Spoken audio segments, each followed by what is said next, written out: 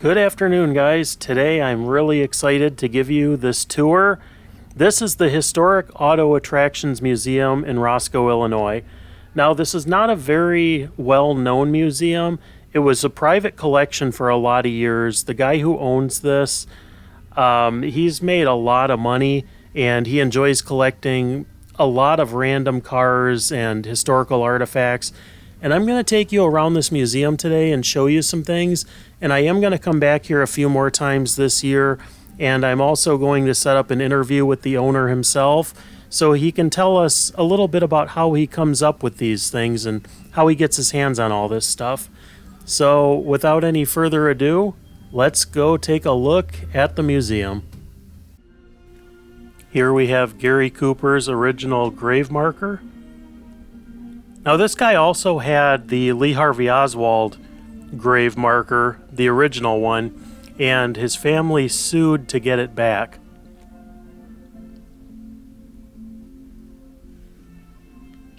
Now, there's just so much stuff in here. I probably can't show you everything. If there's something that you want to see, feel free to pause it. Ask any questions that you have. Once I will go through it a couple more times this year. It's the piano from Gunsmoke. We have some antique rifles over here. Now, this is the bank window that Jesse James robbed.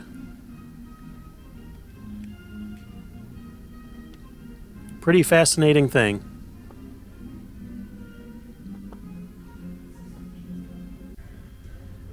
And here we have Elvis memorabilia. Some of his shirts, some jumpsuits.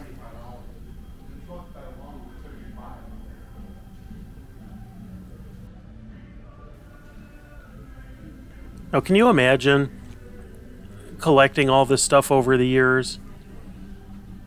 Just how much money it would cost to acquire this stuff and the connections that it would take?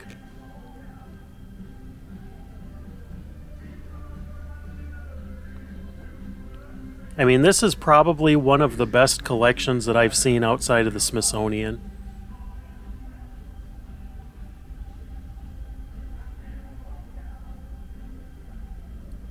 Some Elvis concert tickets. Greeting cards. Autographs from Elvis. He has some of Elvis's hair. These are a couple room receipts from when Elvis did some Vegas residencies.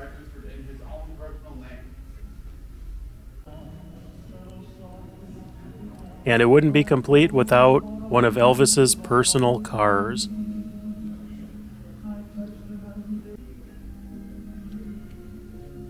This is one of the original microphones that Elvis used.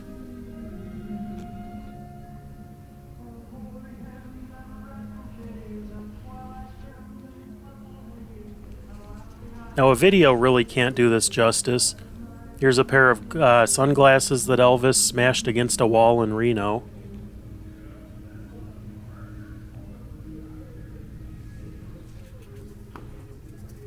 Now, you may also ask, how do you know that this stuff is real? And each of these pieces has a history, and there is a curator at this museum named Tony that knows this backstory on everything in this museum. He's researched everything. He's traced the lineage of everything. And I can say from a personal perspective, I collect a lot of things myself. And I've seen a lot of this stuff in auction before he acquired this stuff. And he spends a lot of money on this collection. I'll be the first one to say that. There's a James Dean life mask and one of his shirts.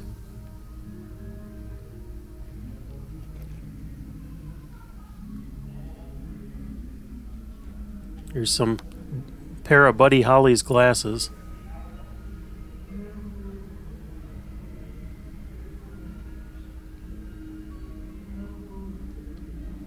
Now, for a little background on this museum, it was a personal collection, and this museum was originally, I believe, built as a warehouse just to store his collection, and he started letting people come through it.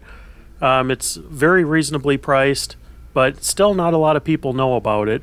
but I think it's one of the best collections that there is. I mean, it's Marilyn Monroe's sunglasses, her dresses.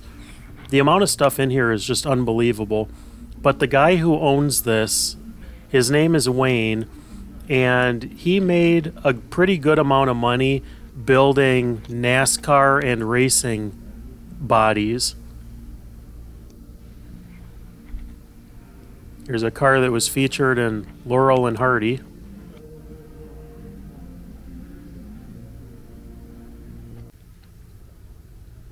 And we have cars.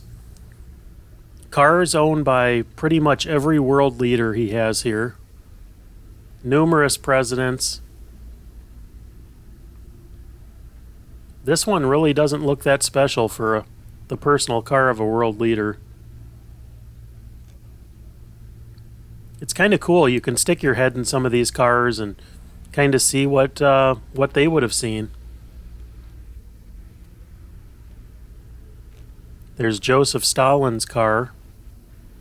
1937 Packard. Now let's take a quick look at the glass on this car. A lot of these cars were made to be bulletproof, but this is insanely thick.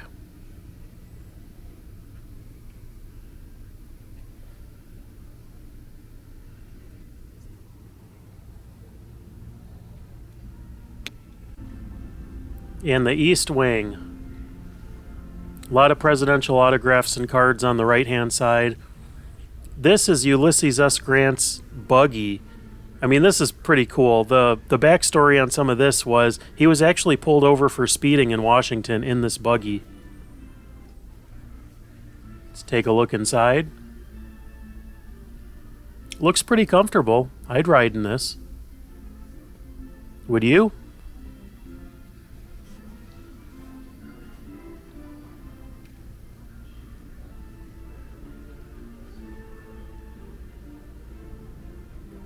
Now, if you have any questions about anything in here, feel free to shoot me a message. The people that run this museum I actually know fairly well. So if I don't have an answer, I can easily get it. And we have presidents. Wax figures of presidents. Now, out of these guys, which one would you rather have in your home? If you had to have a wax president. Some of them are pretty lifelike. Some of them are just plain creepy.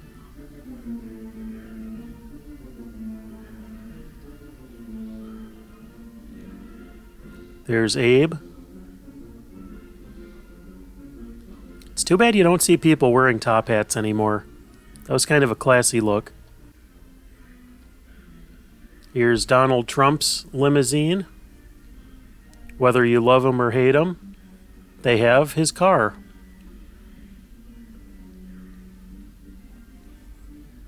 Now, it is a rule that if you are a former president, or obviously current president, but once you have occupied the White House, you are no longer able to drive yourself. If you're a former president and you want to go driving and go get a burger, you're not allowed to do it. You have Secret Service protection for the rest of your life, and they have to drive you around.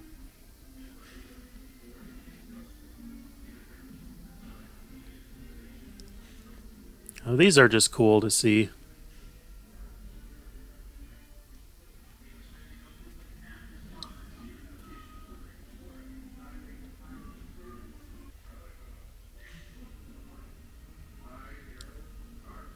Now, this is another Nixon car. Tinted a little bit so you can't see in the back, but most of these have pretty similar setups. This is a cool one from Eisenhower. Now, one of the things that I absolutely love, and you may not know it from watching my videos, but I love presidential history. It's one of my favorite things. One of my goals is to visit every presidential home and every presidential gravesite, and I'll be putting those videos up on this channel also. And I also have quite a few personal interactions with presidents that I could tell you about in future videos if that's something you guys would have interest in.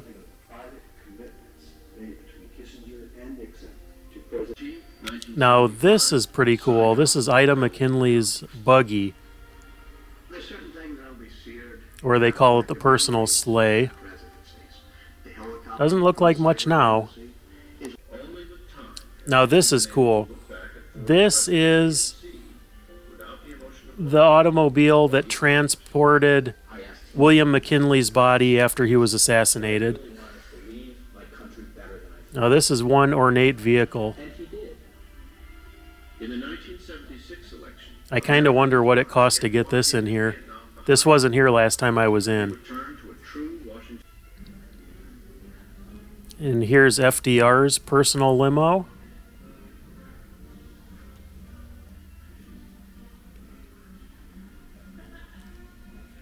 Now, when I was talking about presidential history, I actually shot a documentary a couple years ago when the 2020 presidential election was happening, and I was able to get up close and personal with pretty much everybody running for office, and that was a really cool experience. But I released the documentary. It was just a one-person operation, and I followed a lot of the candidates around Iowa just to see what things were going to be like and listen to them speak, see if they gave the same speech in every city, that kind of thing. And I kind of showed what what things look like on the campaign trail.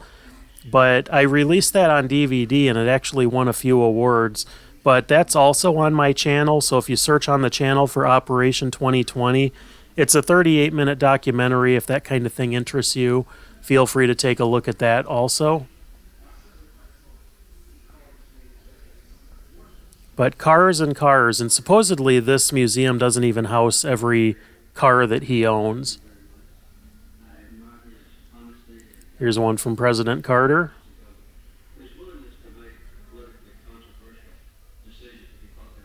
Sorry, you have to see my face in the reflection there. And another one of FDR's cars. Now, could you imagine what the value of this entire collection is?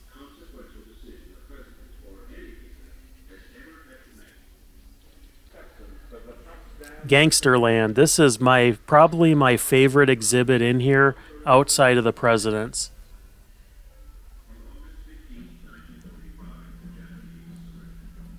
Now there's guns in here owned by John Dillinger, by Jesse James.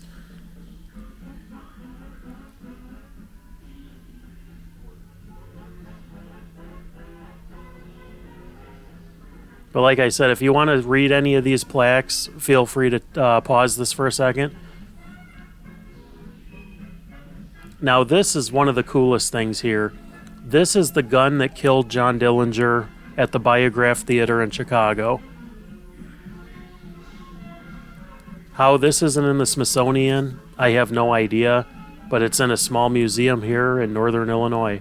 But that's the gun that killed Dillinger.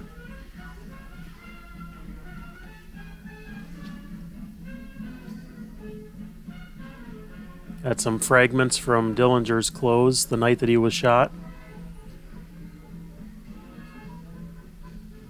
Got a silencer here.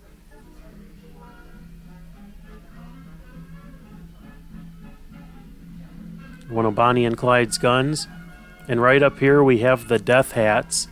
These were the hats that were on Bonnie and Clyde during their ambush in Louisiana. You can see bullet holes back here and little traces of blood. Now everybody knows the story of Bonnie and Clyde, but they've almost become mythical figures, and it's cool to see some of this stuff that was actually there when that happened. But I can't stress this enough. If you guys ever get to Northern Illinois, you have to come and check out this museum. It's impossible to show everything.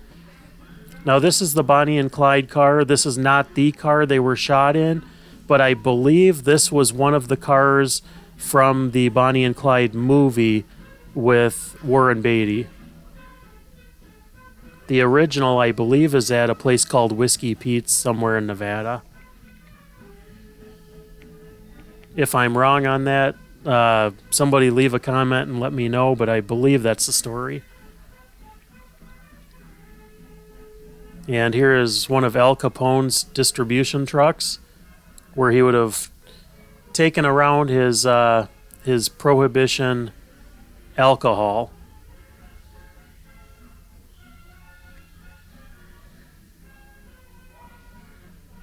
And here's an old gangster car. You can see bullet holes in it. And those holes in the car are so you could stick your Tommy gun out of the car and shoot. One of John Dillinger's bulletproof vests. And another one of his guns.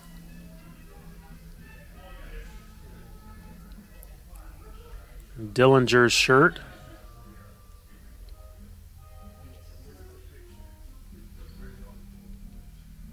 Pretty Boy Floyd's pistol.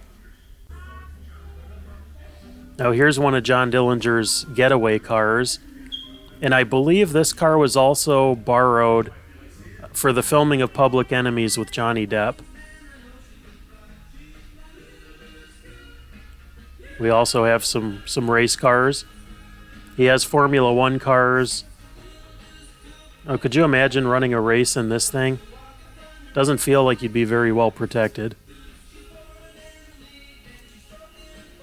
He has cars that have won speed records, and there's motorcycles, there's NASCAR cars, there's anything that you could possibly think of is here. He has a couple of racing suits from different people. Now, I don't know a whole lot about racing, so I'm not 100% sure what all this stuff is. 1929 IndyCar. That's pretty cool. Like, I don't know anything about drag racing. NASCAR, I've followed a little bit over the years. But some of these variations of racing I really don't know much about. That is pretty huge, though.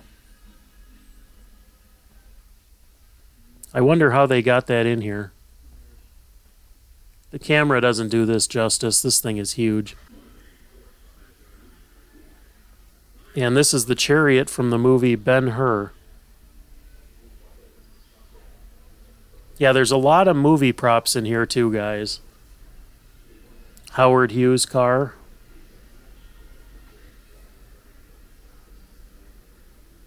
A carved eagle. And this is Conway Twitty's guitar, gold record, couple of signed items. And then we have his car. It's not a bad looking ride.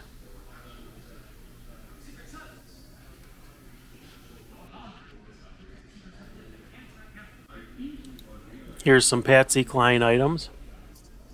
A dress, a hat, boots, a couple of wigs. I wouldn't imagine that there's too many of her things out there. Pretty cool to see, though. Got one of her blouses, shoes.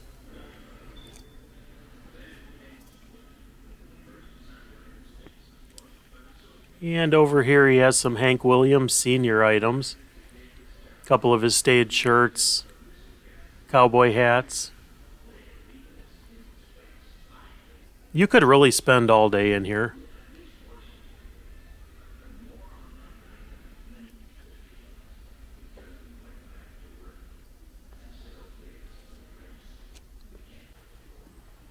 If you've ever seen the movie National Treasure, these are the glasses that were supposedly designed by Ben Franklin to help Ben Gates find the treasure. I think that's one of the cooler items in here too. Some petrified wood. There really is a little bit of everything in here. Here's some Harry Houdini items. One of his road cases.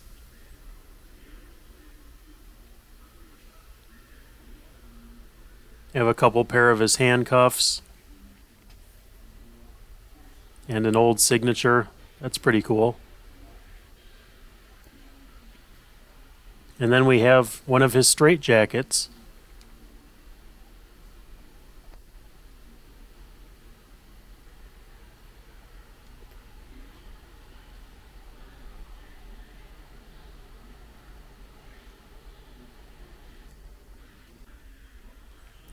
9/11 memorial.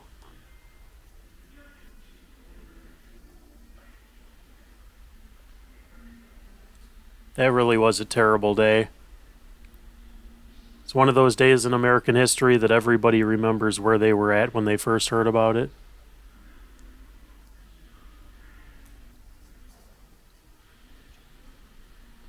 They have the original blueprints of the Twin Towers.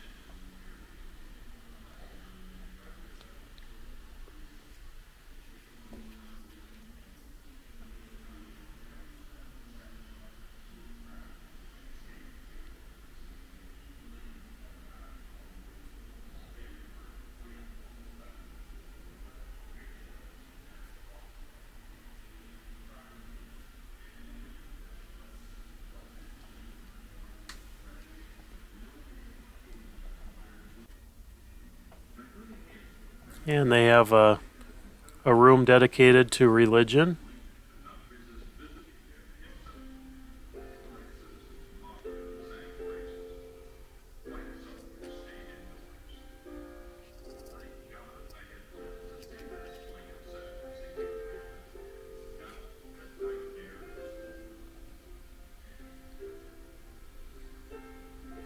That's pretty neat.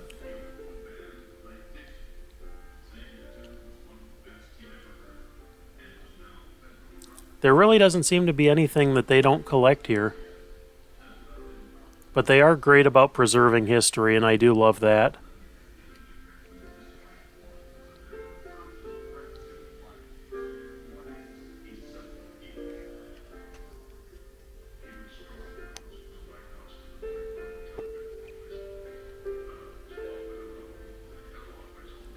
Stones from Jerusalem. That's pretty neat.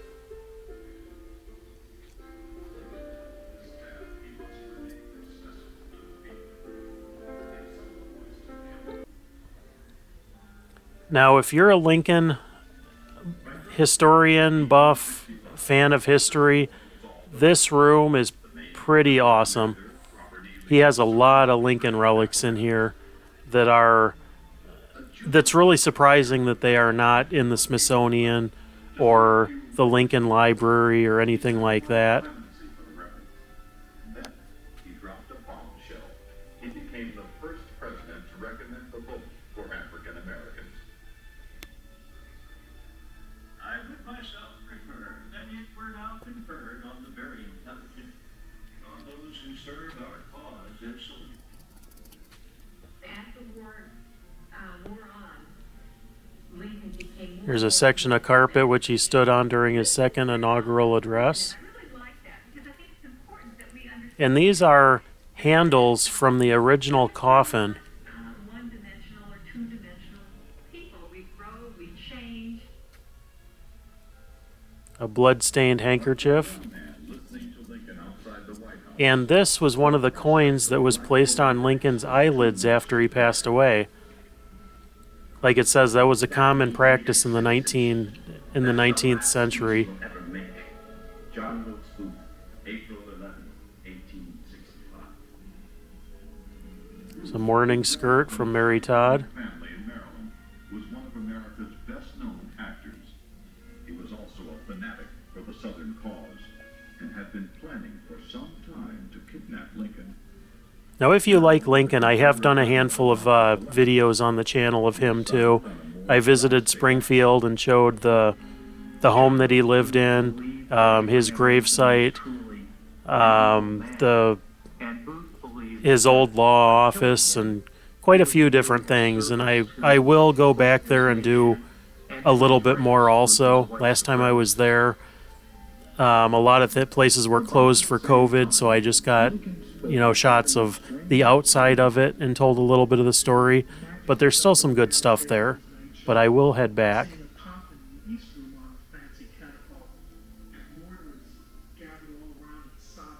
There's a piece of the chair that Lincoln was assassinated in.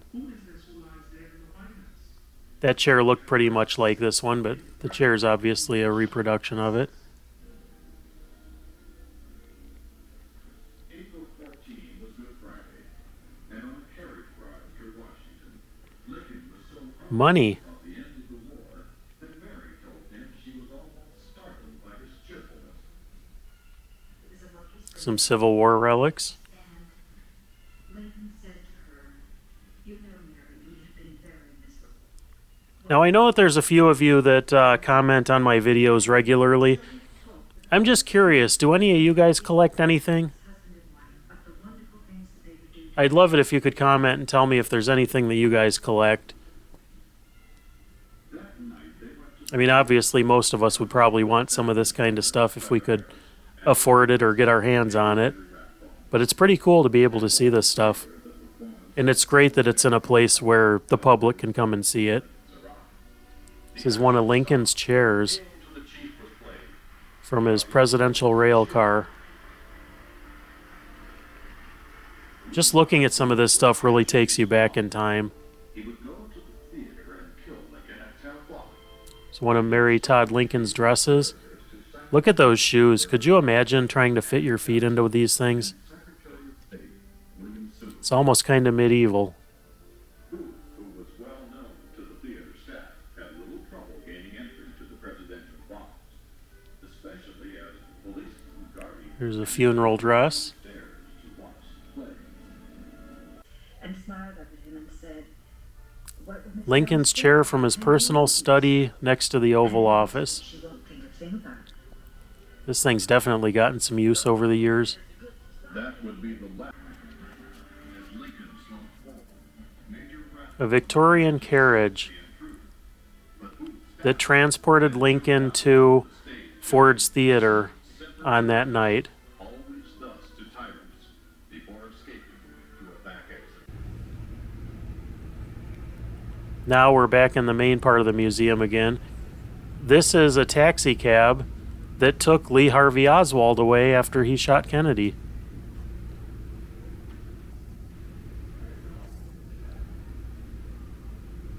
Now all this stuff matching up serial numbers and everything else, that would be quite a task.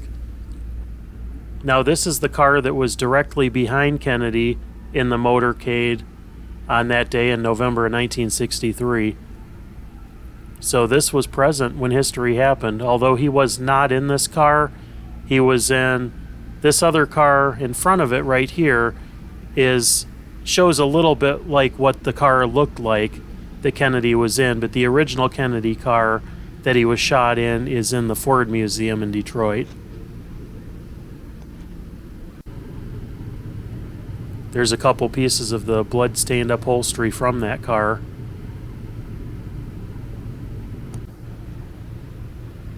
And here's Evelyn Lincoln's glasses. She was the personal secretary to JFK. And here is the ambulance that took Lee Harvey Oswald away after he was shot by Jack Ruby. Now, I'm not 100% sure, but I think he may have been pronounced dead or he passed away inside this ambulance. I'm not 100% sure on that, but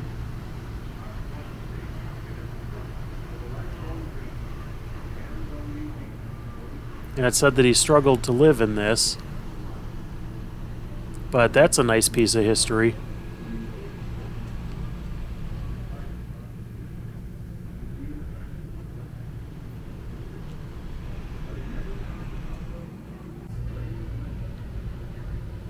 Jack Ruby's hat.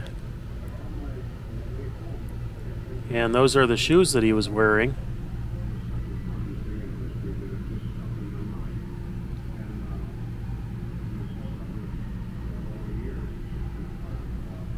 It's just amazing what kind of things are in this museum. There's Lee Harvey Oswald's sweater. This is a reproduction of the gun that he would have used, and this is the exact catalog that he ordered that weapon out of. This is the alias that he was using at the time.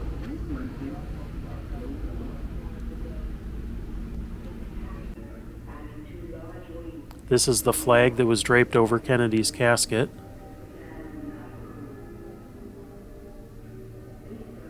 In a room that looks like a reproduction of a White House room of some type. There's the rosary beads that were used by the priest. Oh, that's a neat piece of history.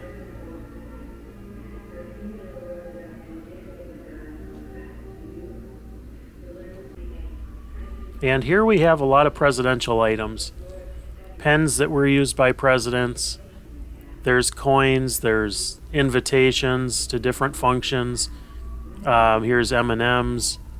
We have Ronald Reagan's sport coat. Some walking canes from Taft and Ben Harrison. There's a James Monroe Presidential Peace Medal. John Quincy Adams. Just absolutely cool stuff. Theodore Roosevelt's spoon.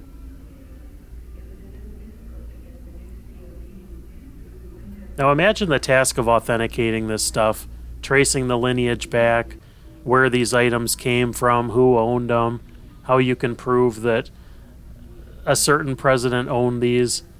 You know, a lot of this is just, it's not taking people's word for it, but a lot of this stuff, if it comes from the family, you have to get letters that document it saying, you know, it was given to me by so-and-so that was connected to the president, and you have to trace the entire lineage back. It's quite a task. There's Martin Luther King's chair.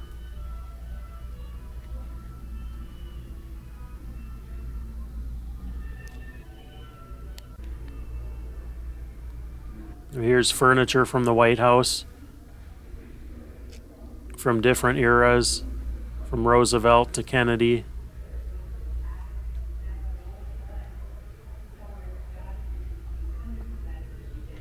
All these items here came from the White House during different presidencies.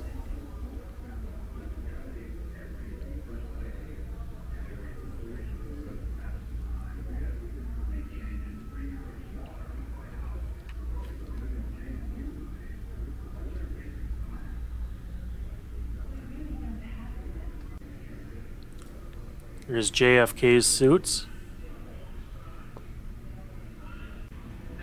Now this might be the weirdest thing in the museum. When JFK had one of his birthday, when Marilyn Monroe sang to him, that right there was the cake topper from that event. So that's, you know, that was an edible item at one point, and that thing. Here's a couple space exhibits. But like I said, I'll come through here a few times this summer, and if there's any particular parts of this museum you guys would like to see better shots of things or a little bit more of, let me know. This is just meant to be kind of an overview. It's impossible to show you everything in this museum. But if there's things that you'd like to see a little bit better, let me know.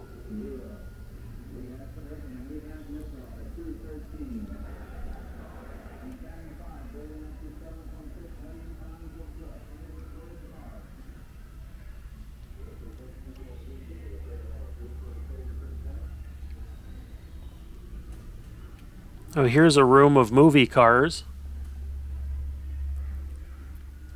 Here's a DeLorean from Back to the Future. Now, I'm not sure how many DeLoreans they actually made for Back to the Future. If any of you guys know, let me know. I'm pretty sure that they had quite a few of them because there are these DeLoreans on display in numerous places.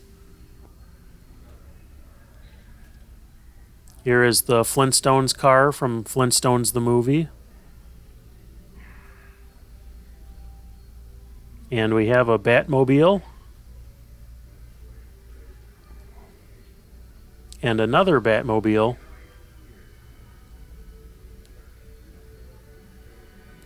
And Ecto-1, the Ghostbusters car.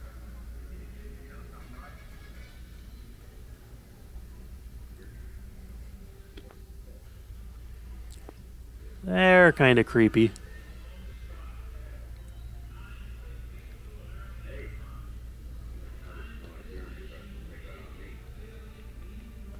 We have a few more things in here. Oh, I'll come back to that. That's cool. Here is a car from the Andy Griffith Show.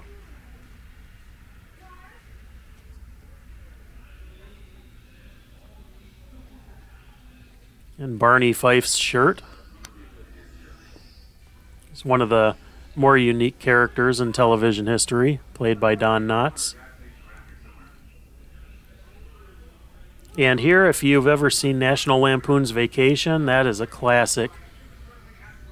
I'm pretty sure that's not the real Aunt Edna up there, but that would be something else. The Wagon Queen Family Truckster with honky lips on the back. That is fantastic. Rusty, come on up here. Oh, Rusty. I'm gonna have to hike down. Here's one of the trucks from Sanford and Son.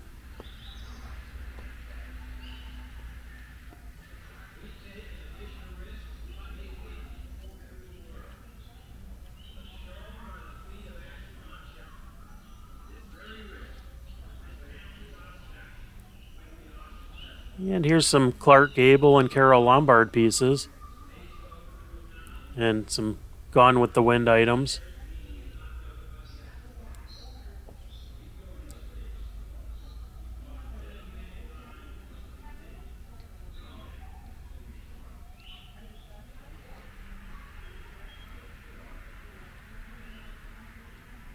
And here's a mirror from the film.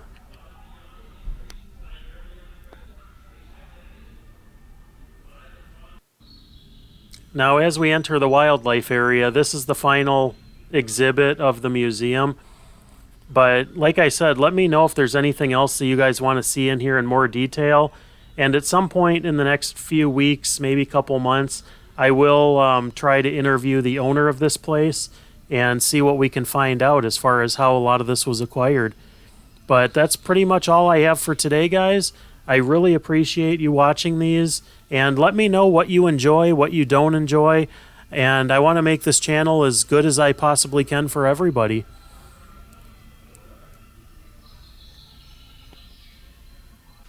Now, this is a great note to end on. So thank you guys so much for watching, and have a great night.